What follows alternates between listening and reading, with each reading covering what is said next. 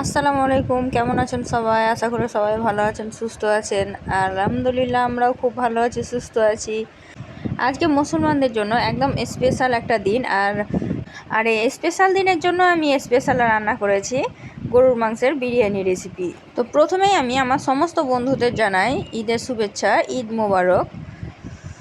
আশা করি সবারই ঈদ আজ ভালো কেটেছে। আর আলহামদুলিল্লাহ আমাদেরও খুব ভালোভাবেই কেটেছে। তার জন্য আমি আজ স্পেশাল দিনে স্পেশাল রেসিপি তৈরি করে নিয়েছি, গরুর মাংসের বিরিয়ানি রেসিপি। আর এই রেসিপি আপনারা অনেকেই অনেক রকমভাবে তৈরি করে খেয়েছেন, কিন্তু আমি যেভাবে তৈরি করেছি এইভাবে একবার বানিয়ে খাবেন, তাহলে আপনাদের মুখে লেগে থাকবে, এর স্বাদ কখনোই ভুলতে পারবেন না। এতটাই টেস্টি হয় রেসিপিটা। আর আমি খুব সাধারণভাবে তৈরি করি। তো দেখুন আমি কিভাবে তৈরি করেছি। আর এই তো দেখাচ্ছি, দেখুন মাংসগুলো একদম এতটাই সফট হয়েছে যে হাত দিয়েই ছেঁড়া যাচ্ছে। আর ভাতগুলো দেখুন একদম ঝরঝরে আছে, একটার সঙ্গে একটা লেগে যায়নি। আর আলুগুলোও কিন্তু খুব সুন্দর সিদ্ধ হয়েছে। তো এইভাবেই পারফেক্ট বিরিয়ানি রেসিপি তো কীভাবে তৈরি করবেন সেই রেসিপিটাই আজকে আমি আপনাদেরকে দেখাবো। তো ভিডিওটা স্কিপ না করে পুরোটাই দেখবেন, তাহলেই বুঝতে পারবেন। বিরিয়ানিটা তৈরি করার জন্য সবার প্রথমে আমি কড়াইয়ে দিয়ে দিয়েছি তেল। দিয়ে আমি এখানে 2 কেজি পরিমাণের মাংস কষাবো। তার জন্য আমি 500 পেঁয়াজ কুচি দিয়ে দিয়েছি। আপনারা কম বা বেশি দিয়ে দিতে পারেন, কিন্তু বিরিয়ানিটা যদি একটু মশলাদার হয় তাহলে বেশি টেস্টি হয় খেতে। তার জন্য আমি দিয়ে দিয়েছি এখানে। দেখুন, দিয়ে ভালোভাবে নাড়াচাড়া করে আমি এখানে ভাজা ভাজা করে নিচ্ছি। এখন আমি পেঁয়াজের মধ্যে অ্যাড করে দিচ্ছি দারচিনি আর এলাচ। খুব অল্প পরিমাণে আমি দিয়েছি, 3টা এলাচ দিয়েছি আর 2 টুকরা দারচিনি, আর দিয়ে দিলাম 2টা তেজপাতা। দিয়ে আবারও ভালোভাবে সব কিছু একসঙ্গে ভালোভাবে মিশিয়ে নিচ্ছি। আমি মশলাটা এমনভাবে কষাবো যাতে প্রত্যেকটা মশলা একে একে দিব আর কষাবো, তাহলে কিন্তু মশলাটাও তাড়াতাড়ি হয়ে যাবে আর রান্নাটাও খেতে খুব সুস্বাদু হবে। এখন আমি 2 কেজি পরিমাণের মাংসর জন্য এখানে 4 চামচ আমি আদা রসুনের পেস্ট দিয়ে দিলাম। 4 চামচে 4 চামচ দিয়েছি। দিয়ে ভালোভাবে নাড়াচাড়া করে কষিয়ে নিচ্ছি। এখানে আদা রসুনের যাতে কোনো সেন্ট না থাকে তার জন্য ভালোভাবে কষাতে হবে। তো তার জন্য আমি ভালোভাবে কষিয়ে নিচ্ছি। আর ভিডিওটা প্রথমেই বলে দিচ্ছি যে ভিডিওটা আজকের একটু বেশি বড় হবে।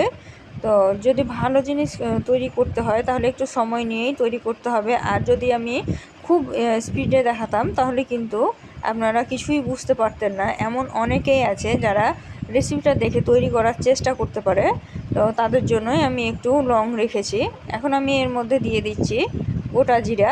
গোটা জিরা যে কোনো জিনিসেরই স্বাদ বাড়িয়ে দেয়। আপনি যাই দিবেন, যাতেই দিবেন গোটা জিরা, স্বাদটা অনেকটাই বেড়ে যায়। আবারও আমি ভালোভাবে নাড়াচাড়া করে মিশিয়ে দিলাম। এখন আমি এর মধ্যে দিয়ে দিলাম ছোট সাইজের 2টা টমেটো। আপনারা চাইলে কুচি করেও দিতে পারেন। আমি দিয়ে দিলাম গোটা গোটাই, কারণ মশলাটা যতক্ষণে সিদ্ধ হবে আর মশলাটা যতক্ষণে কষানো হবে ততক্ষণে টমেটোটাও ভালোভাবে সিদ্ধ হয়ে যাবে।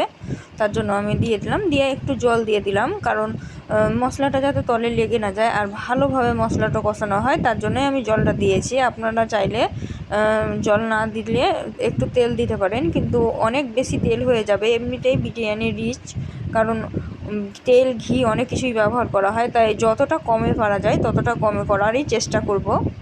তো দেখুন আমি আবারও কিন্তু ভালোভাবে নাড়াচাড়া করে এখন মশলাটা কষিয়ে নিচ্ছি। এটা যাতে তাড়াতাড়ি গলে যায়, সিদ্ধ হয়ে যায়, তার জন্য আমি এখানে তাড়াতাড়ি লবণ অ্যাড করে দিলাম। আর লবণটা আমি দিয়েছি 1.5 চা চামচ পরিমাণ। এখন আমি 1 চা চামচ পরিমাণ দিয়ে দিলাম লঙ্কা গুঁড়ো। দিয়ে দিলাম 1 চা চামচ পরিমাণ, 1 থেকে 1.5 চা চামচ পরিমাণ দিয়েছি জিরা ধনিয়া পাউডার।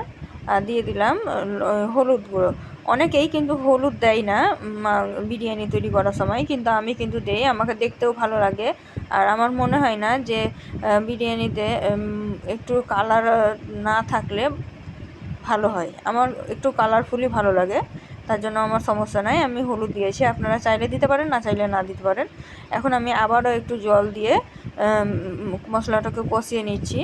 যেহেতু এখানে শুকনো মশলাগুলো অ্যাড করানো হয়েছে, তার জন্য আরেকটু কষাতে দেওয়া হবে। তার জন্য আমি আবারও জল দিয়ে নিলাম, দিয়ে কষিয়ে নিচ্ছি। আর মশলাটা কত ভালোভাবে কষানো হবে তার প্রমাণ আপনার মশলার ওপরে দেখবেন তেলটা একদম ভেসে উঠবে, আর কালারটাই হচ্ছে মেন। তো এখানে যত ভালো সুন্দর কালার আসবে, মাংস রান্নাটাও ততটাই সুন্দর হবে। আর মাংস রান্নাটা যত সুন্দর হবে, বিরিয়ানিটাও ততই সুন্দর হবে। তার জন্যই আমি এখানে মাংসটাকে ভালোভাবে নাড়াচাড়া করে মশলাটাকে কষিয়েই তারপরে রান্না করব। তো দেখতেই পাচ্ছেন টমেটোটা গলে গেছে আর মশলাটাও কিন্তু কষানো হয়ে গেছে, উপরে তেল উঠে এসেছে। এখন আমি ধুয়ে পরিষ্কার করে জল ঝরিয়ে রাখা মাংসটা দিয়ে দিলাম কড়াইয়ের মধ্যে।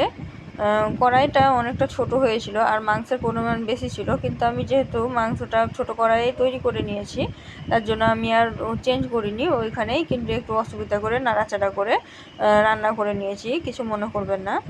এই তো এখন আমি দিয়ে দিলাম, এখন নাড়াচাড়া করে মিশিয়ে নেব মশলার সঙ্গে ভালোভাবে।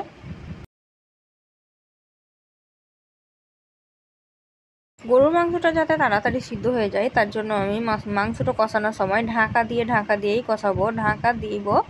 আর 2 থেকে 3 মিনিট পরেই ঢাকনা সরিয়ে নাড়াচাড়া করে দিব। এইভাবেই মাংসটা কষাবো, তাহলে মাংসটাও ভালো লাগবে খেতে, আর অর্ধেকটা কষাতেই সিদ্ধ হয়ে যাবে। এই তো মাংসটাকে আমি কষাতে দেখুন ঢাকা দিয়ে কষাতে শুরু করে দিয়েছি। তো এখন আমি দেখাচ্ছি আপনাকে যে কেমন হবে। এই দেখুন মাংসটাতে কত জল বেরিয়েছে, আর এই জলটা যতক্ষণ না শুকিয়ে যাবে ততক্ষণ পর্যন্ত আমরা মাংসটা ভালোভাবে কষিয়ে নেব। একটু সময় নিয়ে, একটু ভালো কিছু রান্না করতে গেলে একটু সময় নিয়ে ধৈর্য ধরেই কিন্তু রান্না করতে হবে, তবেই কিন্তু ওর আসল টেস্টটা পাওয়া যাবে, নাহলে কিন্তু পাওয়া যাবে না। এটা আমি আবারও নাড়াচাড়া করে আবারও ঢাকা দিয়ে দেবো। এদিকে আমি মাংসটা কষাচ্ছি আর একদিকে আমি প্রেসারে কিন্তু আলুগুলো সিদ্ধ হতে দিয়ে দিয়েছি। মাংসটা ঢেকে আমি অনেকক্ষণ রান্না করেছি, তারপরে আমি দেখাচ্ছি দেখুন এখনও কিন্তু অনেকটা জল আছে। যতক্ষণ না জল শুকিয়ে না যাবে ততক্ষণ পর্যন্ত কষাতে হবে, একটু সময় নিয়ে ধৈর্য ধরে। মাংসটা আমার সুন্দরভাবে কষানো হয়ে গেছে, দেখেই বুঝতে পারছেন।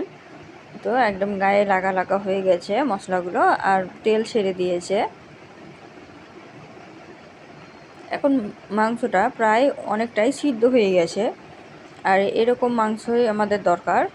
তো যেহেতু মাংসটা ভালোভাবে কষানো হয়ে গেছে, তো আমি এখন এর মধ্যে জল অ্যাড করে দেবো। আর আমি এখানে জলটা গরম জল দিব, গরম জল দিলে রান্নার স্বাদটা অনেকটাই বেড়ে যায়, তার জন্য আমি এখানে গরম জল অ্যাড করে দেবো। তো দেখুন কত সুন্দর হয়েছে মাংস কষানোটা। এই তো আমি গরম জল অ্যাড করে দিলাম। এখন আমি প্রেসারে ভরে সিটি দেব, 6 থেকে 7টা সিটি দিব, তাহলেই কিন্তু মাংসটা অনেকটা নরম হয়ে যাবে। আর বিরিয়ানির মাংস যতটা নরম হয় ততটাই খেতে মজা লাগে, যাতে হাত দিয়ে ভাঙলেই ভাঙা যায় এরকম মাংস আমি করে নেব সিদ্ধ। তো এই তো আমি জল দিয়ে ভালোভাবে নাড়াচাড়া করে নিলাম, এখন প্রেসারে ভরে সিদ্ধ করে নেব। মাংসগুলো আমি সিদ্ধ হতে দিয়ে দিয়েছি, আর একদিকে আমি কড়াই নিয়ে নিয়েছি, কড়াই দিয়ে দিয়েছি সাদা তেল, আর দিয়ে দিলাম সরষের তেল। দিয়ে এখন আমি পেঁয়াজের বেরেস্তাটা ভেজে নেব সুন্দর করে। পেঁয়াজের বেরেস্তাটাকে একটু মচমচে করার জন্য এখন আমি একটু চিনি অ্যাড করে দেবো। এই তো একটু চিনি অ্যাড করে দিলাম, দিয়ে আমি ভালোভাবে ভেজে নিয়েছি। পেঁয়াজটাকে আপনি যত ঝিরি কাটবেন বেরেস্তাটাও তত মচমচে হবে। চিনিটা দিলে অনেকটাই মচমচে হয়ে যায়, তার জন্য আমি চিনিটা দিয়ে দিয়েছি। এখন নাড়াচাড়া করে বেরেস্তাটা আমি সুন্দর করে ভেজে নেব। পেঁয়াজটা আমার সুন্দরভাবে ভাজা হয়ে গেছে, এর থেকে বেশি ভাজবো না, নাহলে কিন্তু পুড়ে যাবে। এই তো পেঁয়াজটা আমি ভালোভাবে তেল ছড়িয়ে তুলে নিলাম, দিয়ে একটা থালাতে ছড়িয়ে দিলাম, যাতে ঠান্ডা হয়ে একদম ক্রিস্পি হয়ে যায়। আর এদিকে আমি আলুগুলো সিদ্ধ করে রেখেছিলাম, এ তো সুন্দরভাবে সিদ্ধ করে নিয়েছি। এখন আমি আলুগুলো দিয়ে দিলাম ভাজার জন্য। এই আলুটা এমনভাবে সিদ্ধ করেছি যে দেখতেই তো বলেন সমস্ত রকমের মশলা দিয়ে সিদ্ধ করে নিয়েছি, এখন শুধু ভেজে তুলে নিলেই হবে। তো দেখুন এই তো আমি সুন্দর করে আলুগুলোকে ভেজে নিয়েছি, দেখুন কত সুন্দর হয়েছে, দেখেই বুঝতে পারবেন। এই তো এখন আমার ভাজা হয়ে গেছে আলুগুলো, তুলে আমি একটা বাটিতে রেখে দেব। সবগুলো আলু আমি একইভাবে ভেজে নেব, ভেজে নিয়ে তুলে একটা বাটিতে রেখে দিব। তো আলুগুলো আমি তুলে নিয়েছি, এখন আমি ভাতটা রান্না করে নেব। তার জন্য আমি জল বসিয়ে দিয়েছি, আর এই জলে এখন আমি দিয়ে দিব কিছু মশলা। দিয়ে দিলাম দারচিনি, এলাচ, তেজপাতা আর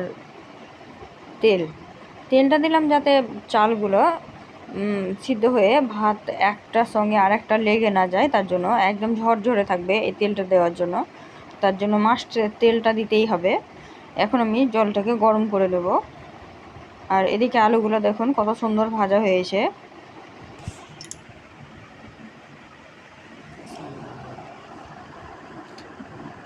আর একদম ভিতর থেকে সিদ্ধ হয়ে গেছে।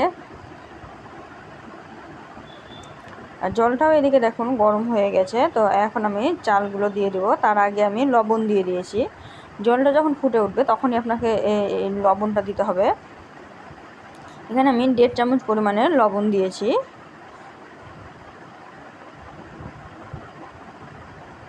এক কেজি থেকে একটু বেশি চাল ছিল, তাই আমি 1.5 চামচ পরিমাণে লবণ দিয়ে দিয়েছি।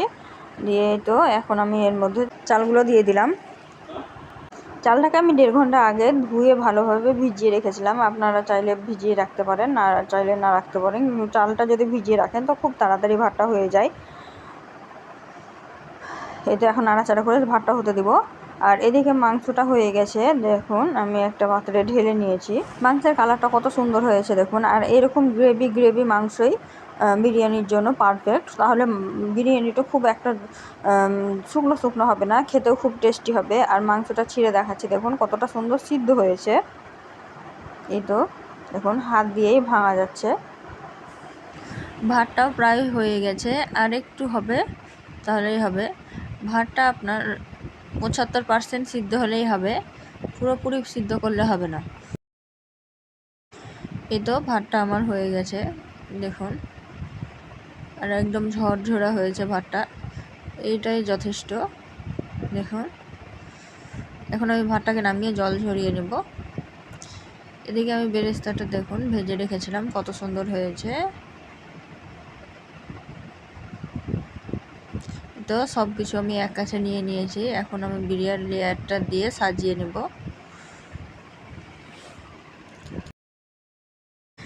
এই তো বিরিয়ানিটা সাজানোর জন্য একটা বড় হাঁড়ি নিয়ে নিয়েছি। আর এটাতে আমি প্রথমে দিয়ে দিলাম সাদা তেল, দিয়ে ভালোভাবে ঘুরিয়ে নিলাম, তেলটাকে চারিদিকে ছড়িয়ে নিলাম। দিয়ে আমি অর্ধেক ভাত দিয়ে দিলাম, দিয়ে এখন একটা প্লেটের সাহায্যে চারিদিকে ছড়িয়ে নিচ্ছি। দেখুন ভালোভাবে ছড়িয়ে নিলাম। দিয়ে এখন আমি ভেজে রাখা আলুগুলো দিয়ে দিচ্ছি। তো ভেজে রাখা আলুগুলো দেওয়া হয়ে গেছে। এখন আমি এর মধ্যে মাংসগুলো দিয়ে দিচ্ছি। আমি অর্ধেকটা মাংস প্রথমে দিয়ে দিব।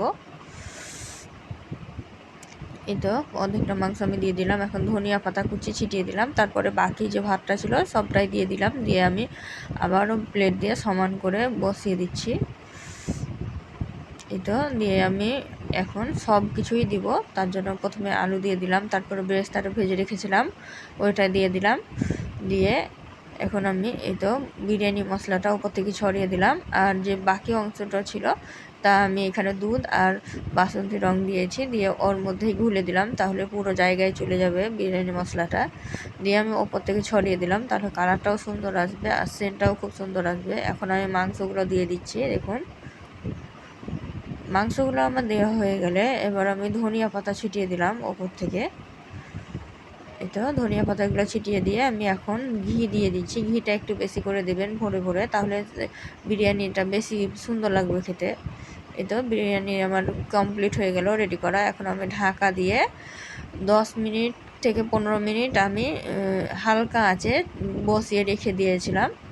10 থেকে 15 মিনিট পরেই খুলে দেখাচ্ছি। দেখুন কত সুন্দর হয়েছে, একদম সেট হয়ে গেছে। এই তো দেখতেই পাচ্ছেন। এখন আমি একটা প্লেটে নিয়ে দেখাচ্ছি যে কতটা সুন্দর হয়েছে বিরিয়ানিটা। এই তো একটা প্লেট আমি নিয়ে নিয়েছি। দেখুন কত সুন্দর একদম কালারফুল হয়েছে, আর প্রত্যেকটা জিনিস একদম পারফেক্ট হয়েছে। এরকম পারফেক্ট বিরিয়ানি যদি ঘরেই তৈরি করে নিতে পারেন তাহলে বাইরে থেকে কিনে খাওয়ার দরকার পড়বে না। আর বাড়ির কেউ খেতেও চাইবে না বাইরের বিরিয়ানি।